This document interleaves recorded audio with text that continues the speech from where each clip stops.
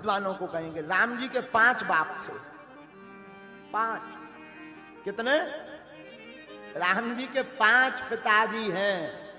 विचित्र बात है, स्वीकार करना बड़ा मुश्किल है, पर सत्य बात है। 5 पिता। पहले पिता अग्निदेव। सुनना, राम जी के 5 पिता, ये तुम्हें कहीं लेख में नहीं मिलेगा। और पूछ भी मत लेना कि किस लेख में है, क्योंकि हमारी तो छोटी सी कुमति है, तो बता रहे। मती तो है ही नहीं, कुमति है। पहले राम जी के पिता हैं अग्निदेव, क्योंकि अग्निदेव से ही खीर प्रकट हुई है, इसलिए वो पिता का दर्जा है। एक। दूसरे पिता दशरथ जी, जो प्रतिपाले, क्योंकि दशरथ जी ने पालन पोषण किया। 2। तीसरे पिता हैं जटायु जी। एक बार देवासुर संग्राम में महाराज दशरथ मूर्छित हो गए, गिर पड़े।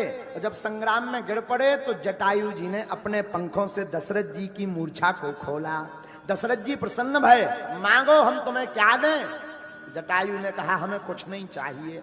जटायु जी ज्योतिषी थे, तो जटायु ने हाथ देकर के कहा दशरथ जी, आपकी हाथ की रेखाएं बता रही कि 4 पुत्र होंगे आपके।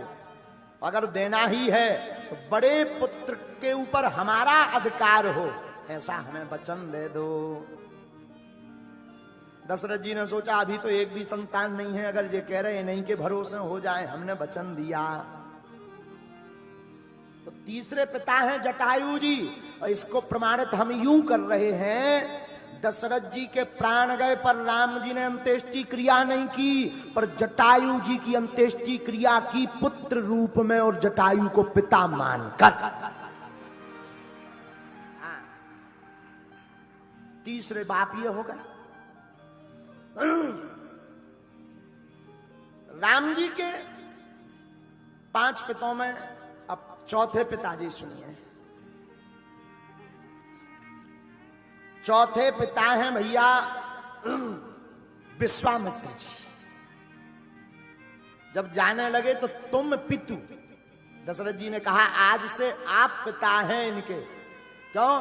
क्योंकि वशिष्ठ जी ने कान में कह दिया कि ये अकेले जाएंगे, वहां से बहू रानी लाएंगे, और विवाह अगर अपने लड़कों का करवाना है तो इनको बाप बना दो, क्योंकि पिता का अधिकार है पुत्र पर विवाह का, वरना अकेले ही आएंगे राम जी।